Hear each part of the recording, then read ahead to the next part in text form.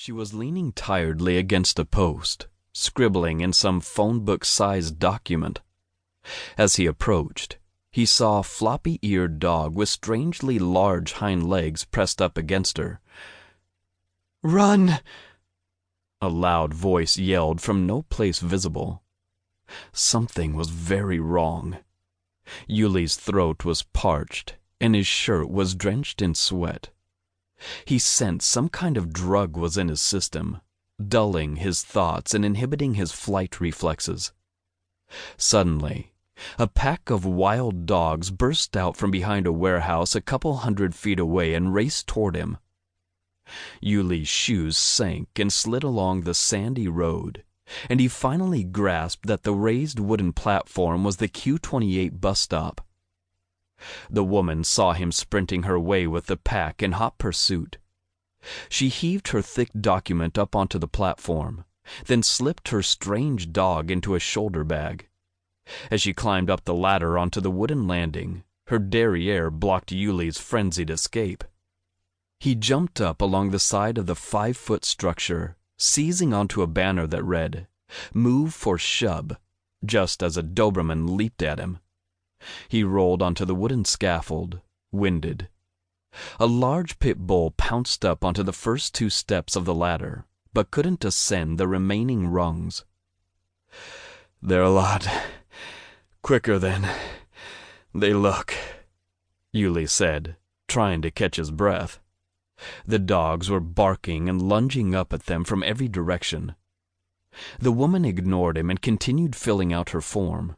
He saw that her pet wasn't a dog at all. "Where'd you get the wallaby?" he asked, staring at the large-eyed marsupial peeking out of her shoulder bag.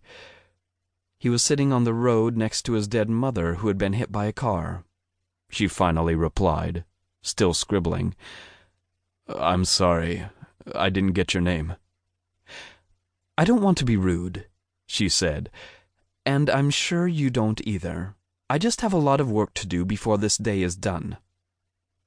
A half-hour later, Uli began wondering how much longer he could sit still on this plywood platform, hardly bigger than a kitchen table, with an antisocial jerk and her orphaned kangaroo. "I respect your desire for peace, but I just need to make sure the Q-28 stops here." "About a dozen buses stop here, eventually.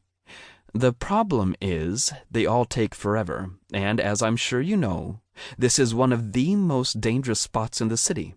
So if I were you, I'd get on whatever bus comes first and take it to a more populated transfer point." She immediately returned to her forms. Over the next hour or so, whenever Uli stole a glance, he saw her flipping through her mammoth document, reading, revising, making notes. The worst aspect of this silence was the "Walk to Sutphin" chant that kept looping through his head. "May I ask what exactly it is you're doing?" he eventually inquired. "Filling out forms? I just arrived here, so I don't really know what's going on." "You just got here?" "So it seems. I can't really remember anything. What are the forms for?" "Okay, well, there are 2 major political parties, or gangs. The Piggers got Bronx and Queens, and the Crappers control Manhattan and Brooklyn. They run this place." "Why would any group name itself Piggers or Crappers?" "The Piggers were initially called the We the Peoplers, and the Crappers were the All-Created Equalers. Somehow over the years those titles got corrupted. Anyway," she returned to her Goliath document, "I'm doing administrative work for the Crappers." "What kind of work?" Letting out a big sigh, she said, "Okay, I serve on the Election Commission to combat citywide voter fraud. I have to conform the figures recorded here to the number, model, access, and quality of voting equipment and booths in the 24 or so districts that comprise Eastern Queens, which I just inspected, for next week's mayoral and presidential elections. And if it's